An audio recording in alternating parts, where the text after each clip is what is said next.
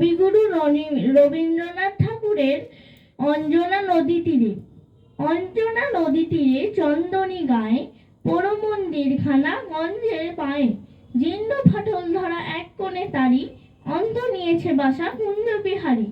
আত্মীয় কেহ নাই নিকট কি দূর, আছে এক লেজ কাটা ভক্ত কুকুর। আর আছে এক তারা বক্ষেতে ধরে গুনগুন গান গায় গুঞ্জন স্বরে। ভঞ্জের জমিদার সঞ্জয় সেন দুমুঠো অন্ন তারে দুই বেলা দেন। সাতকড়ি ভঞ্জের মস্ত দালান কুঞ্জ সেখানে করে প্রত্যুষে গান। ভঞ্জের পিসিতাই সন্তোষ পান কুঞ্জকে করেছেন কম্বল দান। চিড়েমুর কিটে তার ভরে দেন ঝুলি, পৌষে খাওয়ান ডেকে মিঠে পিঠে পুলি।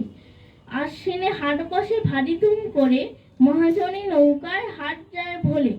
হাঁকাহাঁকি ঠেলাঠেলি মহাসুর গোল, পশ্চিমী মাল্লারা বাজায় মাদল।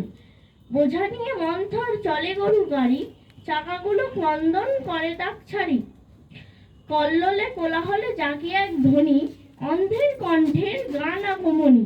সেই গান মিলে যায় দূর হতে দূরে, শরতের আকাশেতে সোনার রোদ্দুরে। নমস্কার।